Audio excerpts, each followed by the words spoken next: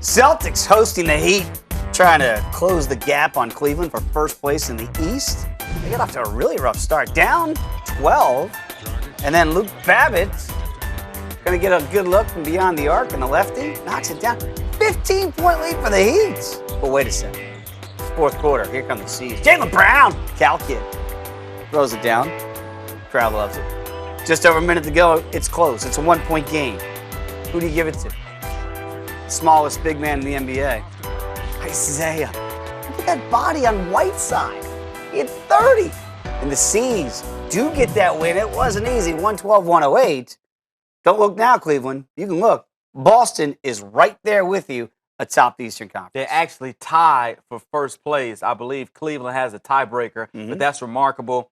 I'm not necessarily so sure that the Cleveland Cavaliers really care about getting a number one seed. I think they feel like as long as they have LeBron and Kyrie, they can win on the road. Sure. You probably would prefer to have it. No doubt. But you would prefer if there's a game 7. Right, but you would prefer to be playing well if you're the Cleveland Cavaliers. And be healthy. And be healthy too. But if you're a team like Boston, you certainly would want that game on your home court. But when you look at Boston this game, they had to scratch and claw to beat a Miami team that's been playing very well. Yeah. When you look at Isaiah Thomas had 30, Jay Crowder was huge, 25 in this game, 3 of 5 from downtown. So, I mean, Boston playing very well. They've won 4 straight, 8 out of 10, and they have a favorable schedule down the stretch. They play the majority of their games in front of the home crowd. So don't be surprised if this Boston Celtics team gets the number one seed. Meanwhile, for the Miami Heat, though, trying to hold on to that 8th seed, trying to hold off the Chicago Bulls. Right now, just a half game up on the Bulls for that 8th seed. So if you're Eric Spoelstra, this is a game you really needed to win when you had that Kinda lead. steal one on the to road. try to hold on. Hassan Whiteside, though, a double-double. I don't know how he continues to play. He's got this big bandage on his hand. Still out there. From when he scraped his finger, continues to be productive. I mean, hats off to him. But the Heat really need to get Dion Waiters back. They got to get him back. He Get is that their scoring. closer. He is. They couldn't close it out tonight, as you mentioned, with that 15-point lead. But as you mentioned, if